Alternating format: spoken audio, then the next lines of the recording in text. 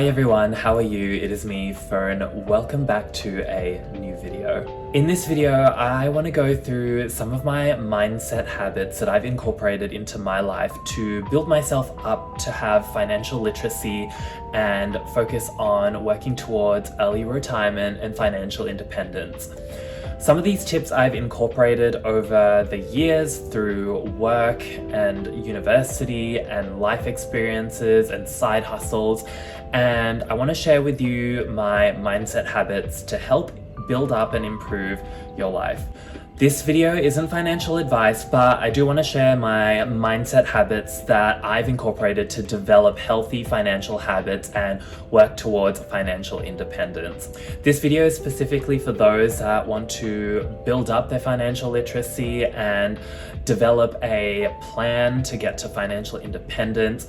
I grew up not really coming from money, so I've had to work through a process that works for me, and everyone's process is going to be different. I don't claim to be a financial expert or a financial guru, but I have incorporated a lot of healthy mindset habits that have really helped me. I'd be interested to know if you've got any financial habits, healthy habits that you've developed to build up your life and build up that financial literacy. I'd be keen to know, so definitely pop it down in the comments below. I'd love to hear from you.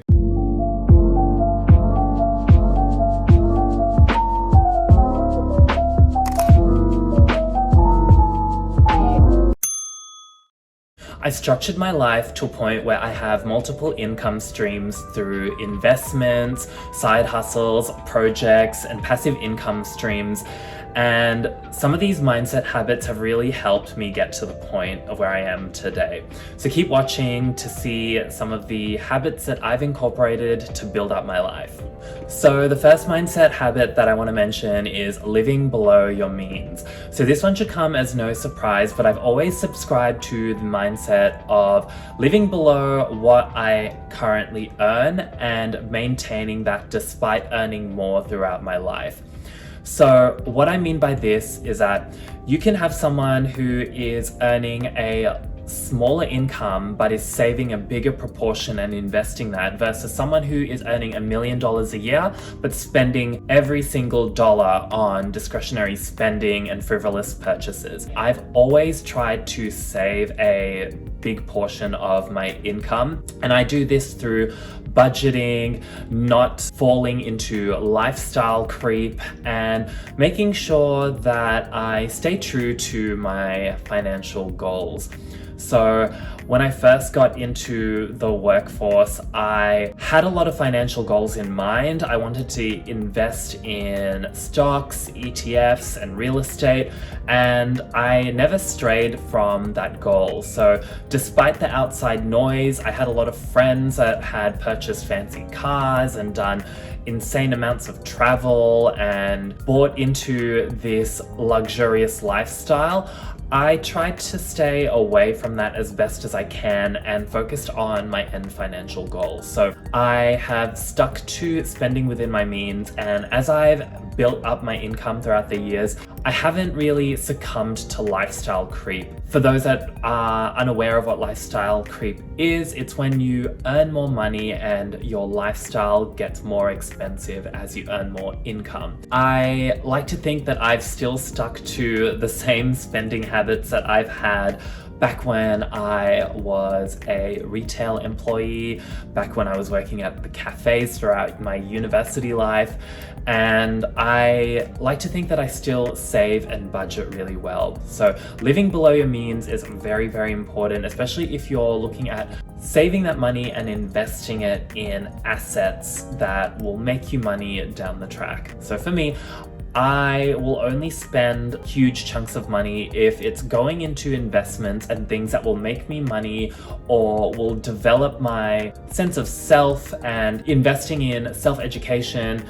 Anything that really benefits me in the future, I'm happy to spend money on, but anything else, I budget and I live within my means. My next mindset habit is educating myself and learning. So before I jumped into real estate and investing in assets and stocks, I made sure to educate myself and really learn. So I've made a a lot of successful investments, but I've also made mistakes throughout my life. And because of that learning experience, I now always make sure I educate myself and make sure that I learn and understand what I'm investing into.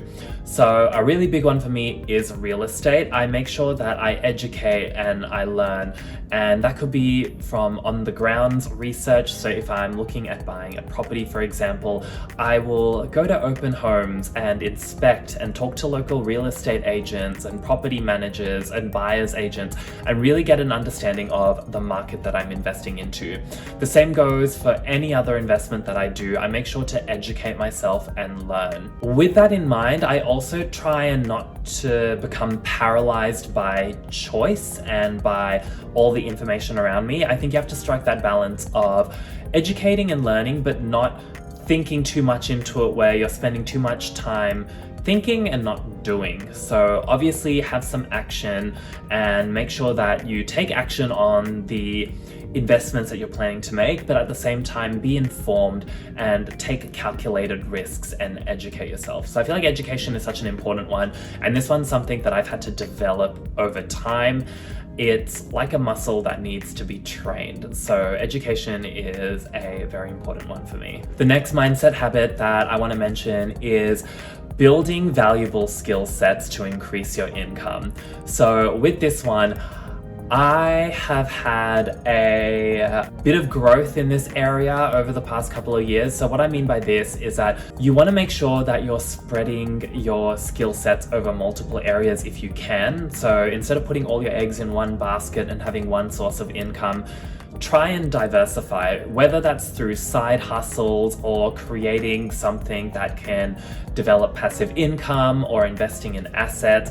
Whatever it is, make sure that you're developing your skill set so that you can monetize it and add value. So for me, I really love the creative space. So I love photography, videography, cinematography, and modeling. And when I moved to the city of Melbourne, which is where I live now, I made sure to invest in my creative side. So I wanted to become a model, and I had done it sort of freelance back when I lived in my old town. And when I moved to Melbourne, I started building up my portfolio. So I reached out to different photographers, set up test shoots, and build up my photo portfolio to submit to modeling agencies. I then managed to get an agency to sign me, and ever since then I've been booking frequent jobs every year, and each job could pay different amounts ranging from $500 to $600 per job all the way up to $2,000 per job, and that earns me an additional income. So that's one way that I built up my skill set to earn an additional income. I've also started my YouTube channel, which currently earns me a passive income as well. And with my YouTube, I obviously feel very grateful and thankful that people interact and add comments and like my videos and find value in it, which I really appreciate. So there's another way that I've managed to add another income source. I've also educated myself on different asset types and invested in that. So for me, I think building valuable skill sets to broaden your income streams is really important so that you're not putting all your eggs in one basket and just having your one source of income. The next mindset habit is intentional spending. Now, I'm calling it intentional spending instead of saving, just because I think life is short. You can enjoy yourself here and there, but there is an element of having to save your money and put that money into investments and assets and education and all those good things that help develop your financial future. When I say intentional spending, what I mean is that you can still enjoy the things in your life. If you have something that is a hobby or a passion, you can focus on that while also still allocating money to investing. There are some things that I enjoy in life, and many of you who are regular viewers of the channel will know that I love fashion, I love designer bags, I also love art, so I like to paint, and that's a hobby of mine which I'm very happy to spend money on. While I do spend money on things like fashion and designer bags and artwork, I spend on those things very intentionally. So I only spend on those things if I have the passive income and income from other sources to back up those purchases. I will always prioritize investing in assets and my education first before spending on other things. But I've set up my life so that I have these income sources where I can decide to buy a fashion item that I really like, or buy art supplies, and really high quality art supplies that I could use for things like painting, and those things make me very happy. So for me, I think intentional spending is very important. Obviously, prioritize your financial future first, and if you have income left over, or if you can build up those passive income sources, then absolutely spend that money on your interests and your hobbies, but not at the detriment of your financial goals. How I've managed to do this is I've always stuck to saving a percentage of my income for investments and assets, and it's quite a big chunk. As my income has increased, I haven't really increased my discretionary spending, but I have increased the money that I allocate to investing, saving, assets, education, all of those good things. So for me, I've developed that system, and if you can, try and be mindful with your spending and find out what percentage works for you. So how much you choose to save and invest versus how much you choose to spend on your interests and your hobbies. My next mindset habit is to surround yourself with people that you want to learn from and become. So for me, real estate is something that I'm really passionate about. I love assessing the real estate market. I like interior design and architecture, and I have built a really strong friendship group and network here in Melbourne with friends that are very savvy investors, whether that's investing in real estate, stocks, or other assets, or running a small business, or having an online platform where they've earned passive income. And we all share ideas, and we're all very supportive of each other and making sure that we becoming better than what we were before. So try and find yourself that group or that tribe that really just supports you and pushes you to be a better version of yourself. So for me, I always like to learn from other people. I feel like it's always good to be in a room where you're not the best person in the room. And what I mean by this is that I want to be surrounded by people that are brilliant and amazing at what I want to eventually become, and I want to learn from them.